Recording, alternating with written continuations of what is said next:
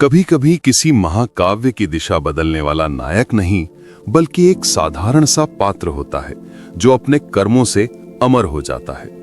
महाभारत में ऐसा ही एक नाम है, जयद्रथ। वो कोई भीम या अर्जुन जैसा महावीर नहीं था, ना ही कृष्ण जैसा चतुर रणनीतिकार, लेकिन उसकी एक भूमिका ने पूरे युद्ध का रंग बदल दिया और आने वाली पीढ़ियों तक उसे याद किया जाने लगा। जयद्रथ सिंधु देश का राजा था। राजवंश में जन्मा, रूपवान और बलवान। बचपन से ही उसमें शौर्य और साहस था, परंतु उसके भीतर धीरे धीरे गर्व और अहंकार भी भरने लगा। उसका विवाह दुर्योधन की बहन दुश्शला से हुआ और इस नाते वो कौरव परिवार का दामाद बन गया। यही संबंध आगे चलकर उसे महाभारत की सबसे बड़ी घटना में खींच लाया।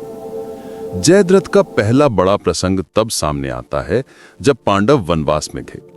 वो संयोग से उस वन में आया और द्रौपदी पर उसकी दृष्टि पड़ी। द्रौपदी का सौंदर्य देखकर उसका मन डगमगा गया और उसने लालच में आकर पांडवों की पत्नी को हरण करने का प्रयास किया। द्रौपदी ने विरोध किया, किंतु जयद्रथ ने उसे बलपूर्वक रथ पर बिठा लिया। पांडवों को समाचार मिला और भीम व अर्जुन ने उसका पीछा किया। भीम ने उसे पकड़कर मार डालना चाहा, पर अर्जुन ने रोका, क्योंकि वो उनकी बहन दुश्शला का पति था। तब पांडवों ने उसका सिर आधा मूंड दिया और अपमानित अवस्था में छोड़ दिया। ये घटना उसके जीवन का सबसे गहरा घाव बन गई। अपमान से जलता हुआ जयद्रथ प्रतिशोध की आग में तपने लगा। वो हिमालय की ओर गया और वहां भगवान शिव की कठोर तपस्या की। वर्षों की साधना के बाद शिव प्रकट हुए और वरदान मांगने को कहा। जयद्रथ ने पांडवों को युद्ध में हराने की शक्ति मांगी। शिव ने मुस्कुराकर कहा कि यह संभव नहीं, परंतु वो उसे इतना वर देंगे कि युद्ध में एक दिन के लिए वो 5 पांडवों में से किसी एक को छोड़कर बाकी चारों को रोक सकेगा। ये वरदान उसके लिए अमूल्य था और उसने इसे अपने हृदय में छिपा कर रखा। फिर आया कुरुक्षेत्र का महायुद्ध। जयद्रथ कौरवों की ओर से लड़ा।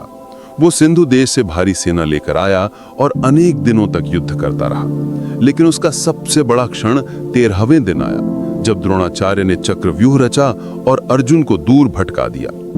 अभिमन्यु ने अपने शौर्य से चक्रव्यूह में प्रवेश किया और पांडव उसके पीछे बढ़े।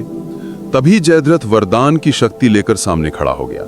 उसने अकेले ही युधिष्ठिर, भीम, नकुल और सहदेव को रोक लिया।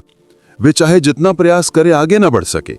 इस प्रकार अभिमन्यु अकेला चक्रव्यूह में फंस गया और कौरवों ने मिलकर नियम तोड़ते हुए उस पर आक्रमण कर दिया। अंततः अभिमन्यु वीर गति को प्राप्त हुआ। जब ये समाचार अर्जुन तक पहुंचा तो उसका हृदय आक्रोश से भर गया। उसने प्रतिज्ञा की कि यदि अगले दिन सूर्यास्त से पहले जयद्रथ को न मार पाया तो वो स्वयं अग्नि में प्रवेश कर प्राण त्याग देगा। ये प्रतिज्ञा पूरे युद्ध की दिशा बदल देने वाली थी। अगले दिन युद्ध भूमि में कौरवों ने जयद्रथ की रक्षा के लिए अपार सेना खड़ी कर दी।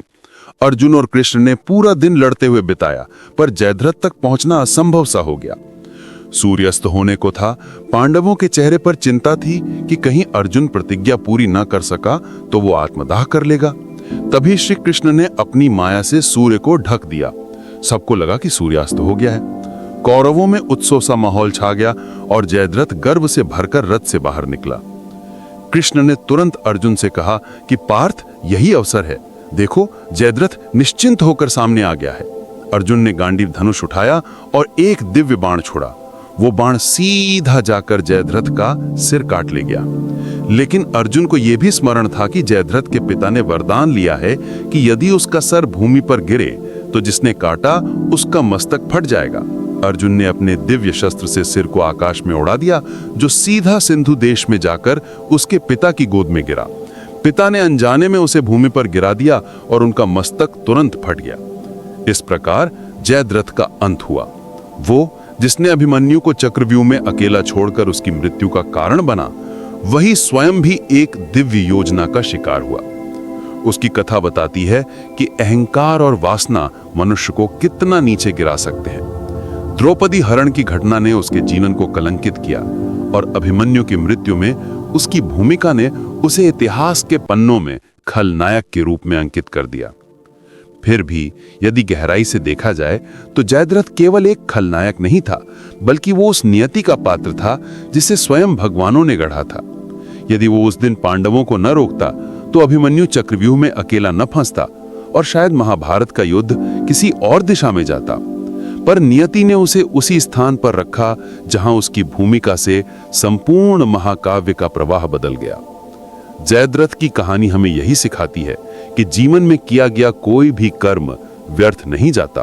अच्छे कर्म हमें महान बनाते हैं और बुरे कर्म हमें पतन की ओर ले जाते हैं। जयद्रथ ने शक्ति, राज्य और संबंध सब कुछ पाया, लेकिन अंततः उसकी पहचान उसी एक क्षण से जुड़ी रही जब उसने अभिमन्यु को अकेले मरने के लिए छोड़ दिया और उस अपराध का दंड उसे अपने प्राण देकर चुकाना पड़ा।